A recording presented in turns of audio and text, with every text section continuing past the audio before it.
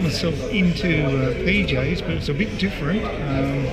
There's no papers back there, which you can only get because it's the old thing about contact with common touched items, I guess. Although the library's open, so I don't know how that works. You also have to sign in, like at RSL, you have to actually sign in with your name, your address, and your phone number for contact details. So yeah, it's all changed quite a bit.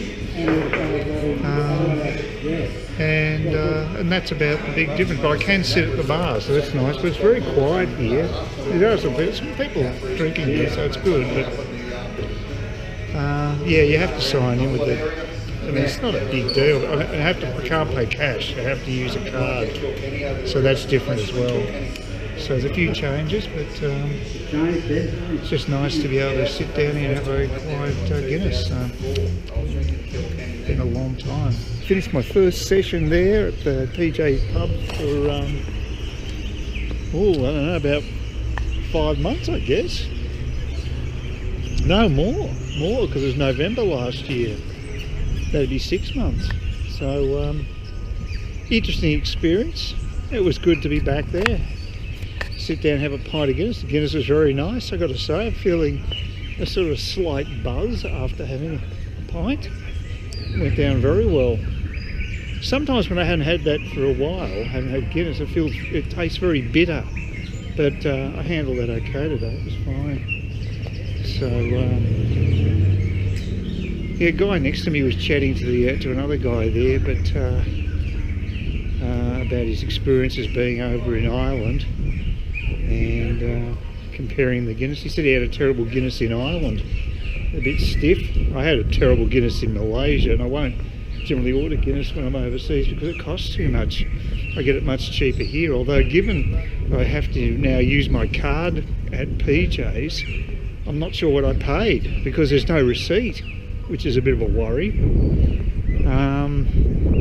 So I prefer to use cash for that reason alone, but of course it's all part of this stuff of just minimising any contact, which just gets a bit over the top at times. There's no newspapers either, and that's another downer for it. But apart from that, I was surprised I could actually, two things: you can drink without ordering food, which is great, and secondly, you can sit at the bar, and I didn't expect that, so that was good. So it was like the good old days, except a little more claustrophobic because the doors were shut. And but the barmaid was very pleasant, so that was nice. Yeah, you know, I'll make it a part of the routine again now. The only slight hassles, you've got to sign in, you've got to actually give your name, the address, and a contact number. But if you pay by card, there's a paper trail anyway. I would have thought. I suppose you could be using someone else's card, but in most cases people be using their own. So they do have details anyway. So I don't know if that's probably a little redundant given that they won't accept cash. If it was cash, I could understand it, but yeah, anyway, just my thoughts on that.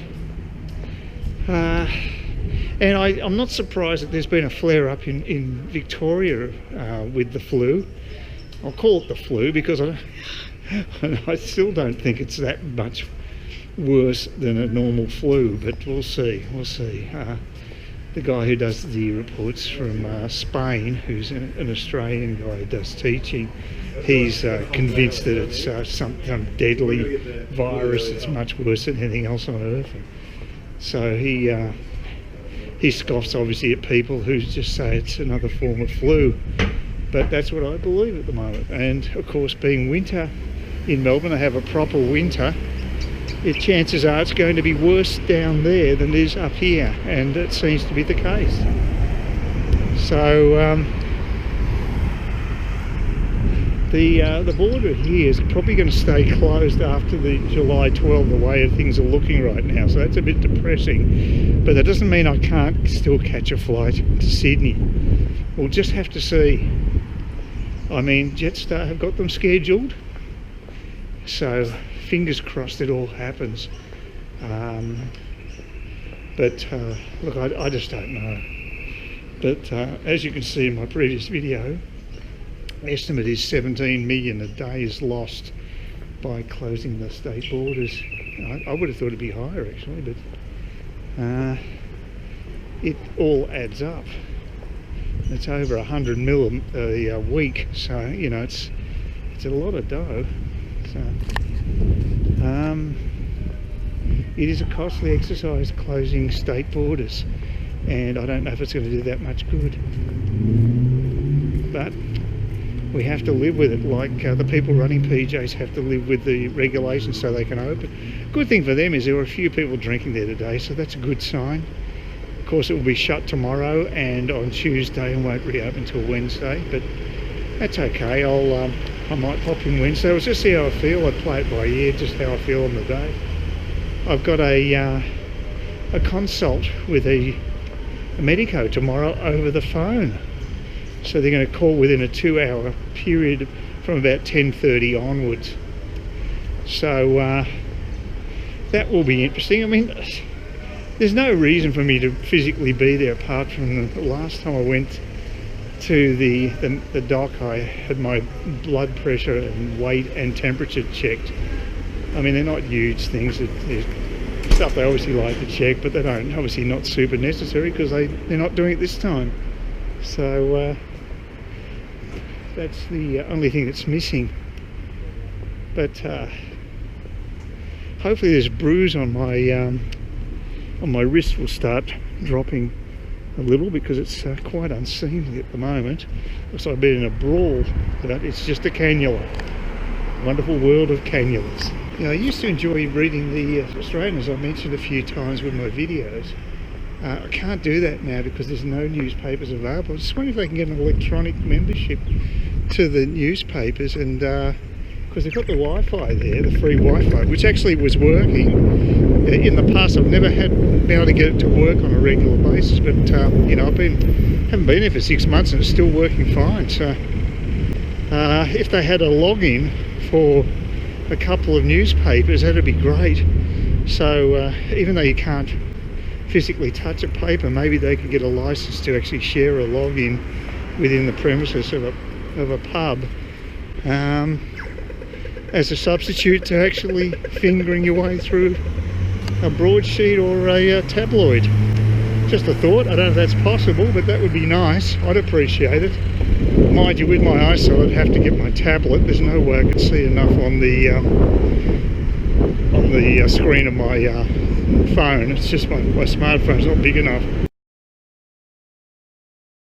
Yeah, things are getting a little hot in Beijing. Apparently there's a mutation of the COVID-19 virus, and it's a bit more virulent, than the original strain. Twice as contagious apparently. So not good news. And this was pretty well on the cards. There have been reports, not official because the CCP just lied through their back teeth, but apparently there have been a few reports of there's been a few reports of the virus spreading, and certain provinces being shut down, and but of course it was denied by CCP. But now footage has come out in Beijing. They can't really hide that. Apparently a lot of people were fleeing Beijing, so not good. But yeah, it's like I say, it's a beautiful day today apart from the wind. It's so rare to get still air up here, very rare. PJs would normally be shut on Monday, Tuesday, but now they've switched it this week to Tuesday, Wednesday. So I might drop in on Thursday to get another pint of Guinness, because it's quite nice. I really enjoyed it. I still haven't seen the receipt for the actual drink. I'm just wondering what they're charging me. I hope it's the right amount, because I'd never feel easy when I don't have a receipt. I'm just about to drop off some DVDs I got out from the library. Most of them were okay. Dances with Wolves was fine. Dances with Wolves was actually didn't have any imperfections, and actually I was able to watch it okay. But there was one disc out of the Dexter collection, season 3. That was unplayable, and also The Year My Voice Broke, which is a Noah Taylor Aussie film. Very good film actually.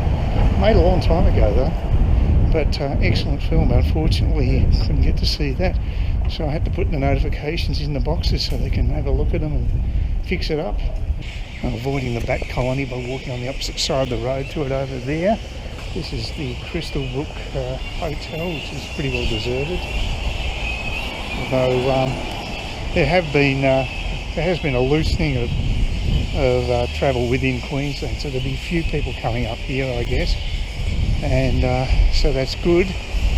But unfortunately, of course, because of having a spike in Melbourne, there's no way we're going to get the bulk of the tourists there. They just can't travel here, which is a real blow. They're heading off around the opposite side to the epicentre of batdom over there. I don't know what the collective noun is for bats. Not a pride, that's for sure, as in lions. Flock, I guess, but I think that's disparaging to geese.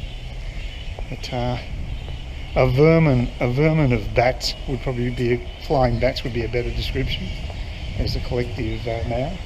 And there's a bit of a look at the bus, the main bus stop in the centre of town. It's a lot busier in the heyday of this place, a year or probably 6 months ago. Yeah, it looks like Central must be shut. There's usually a crowd of people outside, so they're not dealing face to face with the public. I guess that's no surprise. Yeah, I got myself ordered a new case for this GoPro because it's getting a bit wonky. It's got this terrible design with this flap that goes up and sort of joins the case together, the waterproof case, but over time it sort of comes loose and it's just hanging on by a thread. So the problem is, the way they designed this one is you had to take the case off every time you wanted to recharge the camera. So it's virtually every day if you're wandering around daily like I do. And of course, you know, that's a hell of a lot of wear and tear over a period of say 5 years or so since I've actually bought it. I think I probably bought it about that long ago, something like that. And so it's done pretty well, I guess, but the new ones have just got a total waterproof case that you don't take off and on and you can still plug in direct. But this one is the old style, but it's got a little bit cut away where the USB plug is, so you can actually access it and still have the case on. And that's, I've never used it in the water, so that works fine for me. So and I didn't buy it from China, I bought it locally and it cost me more. There were some cheap ones from China, I think that had that feature, and they were a fraction of the cost. But you know, I'm doing my bit, trying to do my bit to support local trades. I'm hoping the one that they're selling here is not made in China, but you never know. But it was about 24 bucks, and the ones from China are about 7, so substantial difference in price. But if there's any problem with it, returning to one that's actually just interstate is a lot easier than sending something back overseas. And the time it takes to get it here too is probably 6 weeks as opposed to less than 2. So it may take 8 weeks, you know, from overseas. It's protracted, it takes a long time. So that's the advantage, plus I'm doing the right thing, supporting a retailer here, online retailer, and maybe even a manufacturer that's non-China based. So, but you know, like, it was good to see that Samsung is switching their monitor production to Ho Chi Minh City from China. That's a good move, so congrats to you, Samsung, making that move. I'm sure there'll be plenty more to come, plenty other multinationals doing the same sort of thing, making sure that their supply chains are in alternate locations rather than from the CCP dragon. please consider subscribing to my channel if you think there's anything there of use to you or entertainment or whatever. And either do that or give me a thumbs up, or if you're feeling really energetic, do both. That'd be great. But please don't ignore me. That's the worst thing you can do on YouTube, is be ignored.